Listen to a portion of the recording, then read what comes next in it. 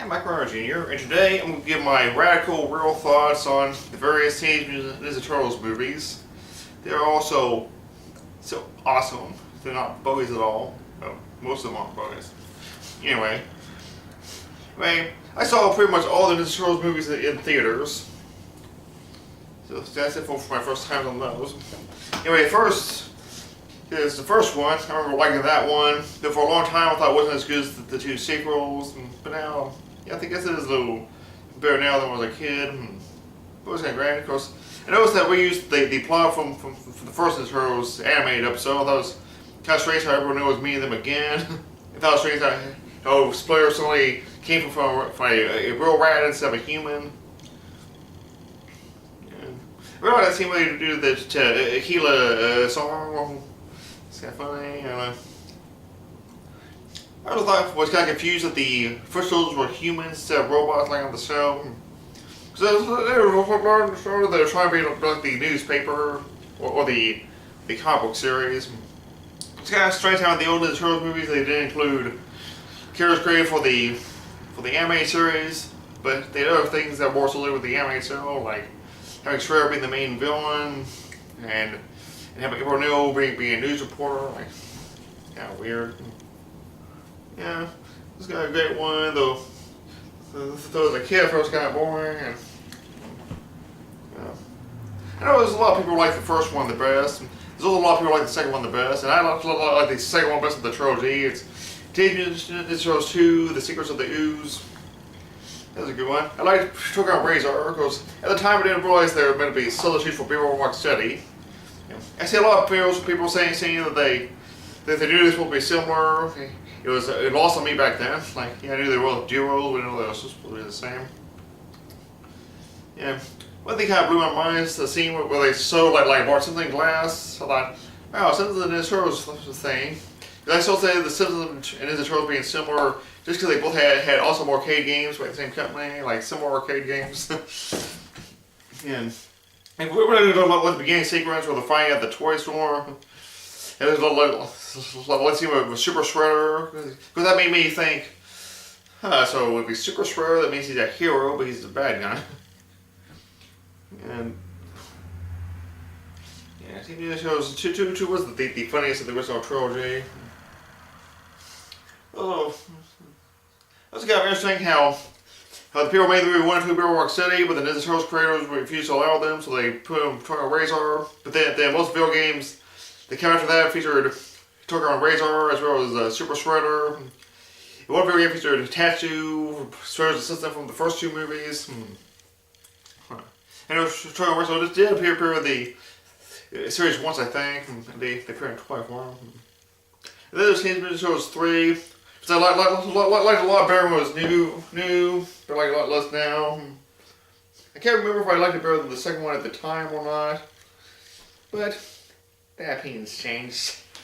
Yeah, that was kind of strange how Shredder wasn't in it. In fact, I was surprised Shredder wasn't going to appear in it. There was someone pointing out to me, like, yeah, I think it took a while before I noticed the ending of Ninja Turtles 2, where they say that's the end of the Shredder, they died. I'm like, I was confused, but they told me it was in the movie. I could have sworn that I saw Shredder in the trailers. But it clearly wasn't.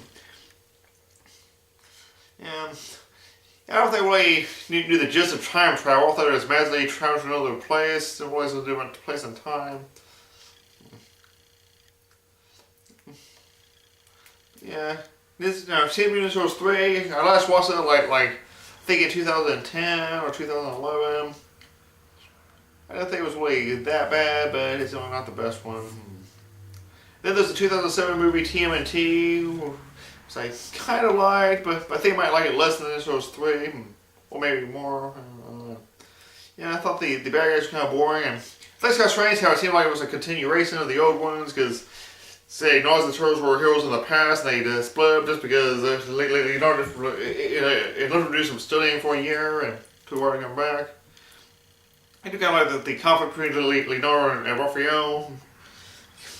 Then there's one scene where the Night Watcher is watching Leonardo, and I'm kind of confused as to whether he actually knows that's Ralph or not. Also, my grandpa's my favorite of the Turtles, but it seems like it's really pathetic here. Of course, he don't really use him that much, so don't make him as memorable. Like scene where they say he was a party entertainer called Cowabunga Carl. That was really funny, but otherwise, yeah, he was more pathetic there and not as appealing as in the classics. Then there's the last two movies produced by Michael Bay. That was the 2014 film Teenage Mutant Ninja Turtles. And it's kind of interesting how in this one they finally have characters created for the animated series in it, except that they have April O'Neil's co-workers, the bad guys. So they had Vernon, who was kind of a different personality, and they took April O'Neil's boss, Bernard Thompson, and turned her into a black woman. Like, it's kind of weird. Of course, it's also kind of interesting how with Whoopi Goldberg in that role, kind of interesting because one of the few times it's not really being nice. Like one was more of a meaner, grumpier character than the nice characters seems to play. It was kind of interesting to see Whoopi Goldberg in a role where she didn't have her dreadlocks. It's interesting. In Megan Fox, I had no problem with her being featured as April O'Neil. I think she was really pretty, and I don't really have a problem with her being more the movie than the Turtles. I know, big shock. The Turtles were great. So, these guys strange that have. These guys strange that they didn't want her to physical activity and actually threatened to kill her or something, or implied it. Waiting for Splinter to tell them not to, see what's going to own them. But that's a good evolution for that April O'Neil was the owner of the Turtles before they mutated. I thought it was kind of strange that they had Eric Sachs guy for a while bit, or Shredder seemed to be more minor character. They were that he was one of those Shredder to a fans complained about Shredder being a white guy instead of a Japanese guy. I don't think they would matter to me. Yeah, I keep hearing that Baxter Stockman was in the movie. Though I probably it missed the part where they refer to as Baxter. Yeah, I do kind of like that battle at the end between the Turtles and Shredder. That's all I'm doing. And finally, there's Teenage Mutant Ninja Turtles Out of the Shadows, which brings in most of the best characters created from the animated series. Because also brings in Casey Jones, who was in the comic books and was in most of the movies. In fact, in the previous one, that's kind of strange that they had Vern being a big part when they still had Casey Jones there.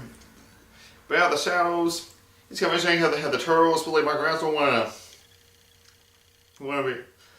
to be like, let it be on public, and it's kind of strange. Like, Mike Roswell is the one who wants to be normal the most, but Raphael seems to do a little bit more. There's one point where they had to decide whether it be human or turtle, and then Raphael just throws the thing away. That's kind of strange. Like Mike Roswell doesn't make any objections.